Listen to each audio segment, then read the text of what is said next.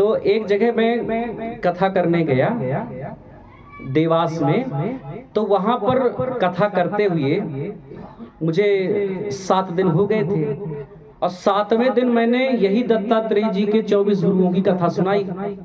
तो कथा सुनते हुए एक श्रोता बैठी थी, वृद्धा थी वो, मेरे अनुमान से उनकी उम्र 70-75 हो सकता है रही हो। अब वो रिश्तेदार थी उनकी जो यजमान कथा सुन रहे थे, तो कथा तो उन्होंने बड़े प्रेम से सुन लिया। और कथा के बाद, आरती के बाद वो मुझसे मिली माता जी और बोली, गुरु जी आज आपने जो ये 24 गुरुओं की कथा सुनाई है कि दत्तात्रेय जी ने 24 गुरु बनाए थे, उन कथा को सुनते हुए मुझे तो ऐसा लगा कि ये तो बिल्कुल मेरी कथा है। तो मैंने कहा, माता जी आपकी बात को मैं समझ नहीं पाया। बोली कि गुरु जी मैंने भी अपने जीवन में बहुत गुरु बनाए हैं। तो मैंने कहा, बहुत गुरु बनाए? अरे गुरु तो एक बनाया जाता है। नहीं महाराज जी, मैं क्या बताऊं अपनी व्यथा, मैंने कई गुरु बनाए और वो भी मजबूरी में बनाए। मैंने कहा, बात क्या हुई बताओ। तो वो माता जी बताने लगी कि देखिए गुरु जी, बचपन से ही घर में मुझे ये संस्कार मिले थे कि बिना गुरु के ज्ञान नहीं होता। गुरु की आवश्यकता तो सबको पड़ी है, भगवान राम को भी पड़ी है। तो गुरु के शरण में जाएंगे तो ज्ञान मिलेगा, मार्गदर्शन देंगे। अब बिना गुरु के ज्ञान कहाँ। तो जब मैं गांव में रहती थी, मेरा विवाह नहीं हुआ था, मैं कुंवारी थी, तो उस समय हमारे गांव में कहीं के गुरु जी आए थे कथा, भागवत की कथा करने के लिए। तो बहुत अच्छी कथा करते थे और बड़े विद्वान थे। तो गांव के बहुत सारे लोगों ने उनसे गुरु मंत्र, गुरु दीक्षा ली थी।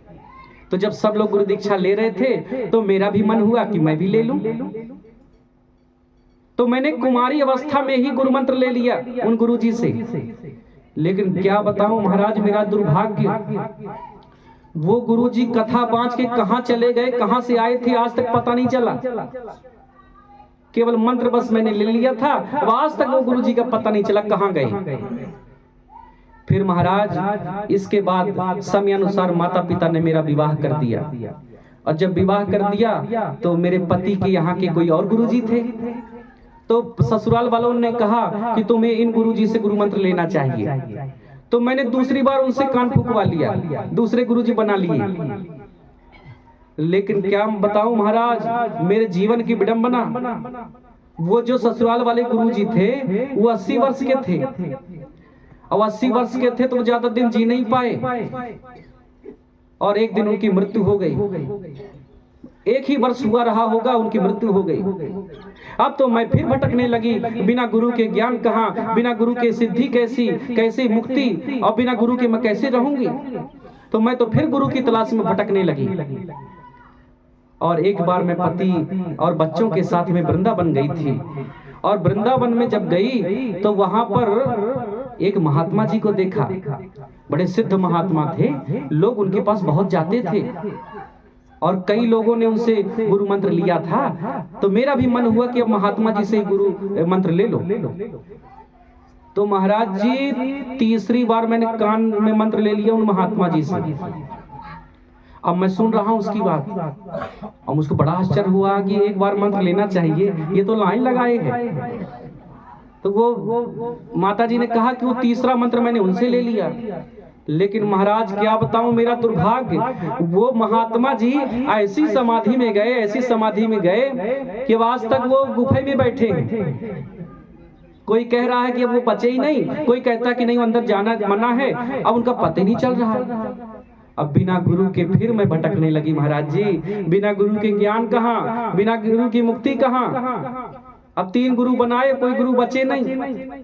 लेकिन महाराज भगवान की कृपा मुझ पर बनी थी। मैं तिरुपति बालाजी गई दर्शन करने के लिए, तो वहां एक विद्वान ब्राह्मण मिले, उनसे मैं प्रभावित हुई। तो चौथी बार मैंने उनसे गुरु मंत्र ले लिया, उनको गुरु बना लिया। लेकिन महाराज एक दुर्घटना में उनकी भी मृत्यु हो गई 6 महीने बाद। अब मैं फिर बिना गुरु के भटकने लगी, बिना गुरु के ज्ञान कहाँ, बिना गुरु के मुक्ति कहाँ, अब बिना गुरु के कैसे ज्ञान मिलेगा, कैसे जीऊंगी। मेरे पति भी बोले अरे हो गया तुम गुरु बनाना बंद करो। मैंने पति को डांट दिया, नहीं नहीं बिना गुरु के ज्ञान कैसे होगा, गुरु तो बनाना पड़ेगा। इसके बाद महाराज मैंने एक और गुरु जी बनाए। उसने फिर कई गुरुओं की कथा बताई। आपको पता है 15 गुरु जी की कथा बताई उसने। 15 लोगों से गुरु मंत्र लिया था उसने। और बताते हुए उसने कहा कि गुरु जी जो 15वें नंबर के गुरु जी मैंने बनाए थे वो तो बस 3 दिन मेरा साथ दिए, 3 दिन में ही संसार को छोड़ के चले गए। क्या बताऊं मेरा दुर्भाग्य, मैं बिना गुरु के 4 साल से भटक रही हूँ।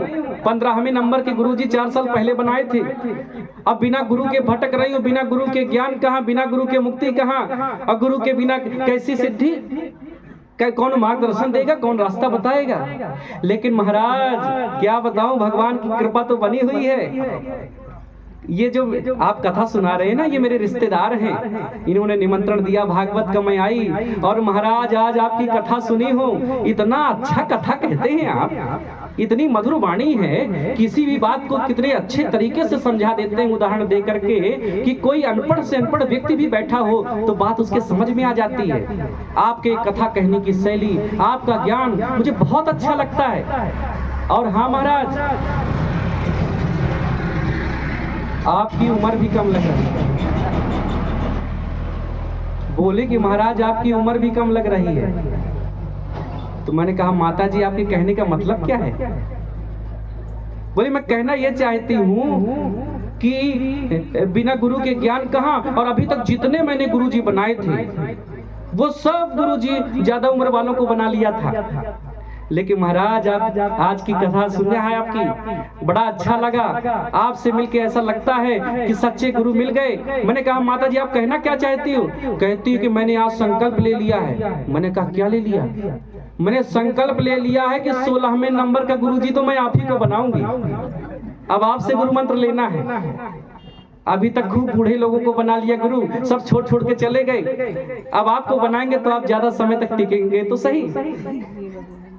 ऐसा जब बोला, अब वहाँ कई लोग, जैसे आप लोग श्रोता बैठे हैं ऐसे वहाँ कई लोग बैठे थे और सबके सामने वो एक कहानी सुना रही थी। और उसने कहा कि 16वें नंबर का गुरुजी मैं आप ही को बनाऊंगी। मैंने ऐसे ही हाथ जोड़ा, मैंने कहा माता जी मुझे अभी बहुत दिन जीना है, अभी मुझे बहुत सालों तक कथा करनी है, अभी मैं कई वर्षों तक भागवत की कथा वांचूंगा। माता जी आप कोई दूसरे गुरुजी ढूंढ लो मुझे अभी रहना है। तो इस प्रकार से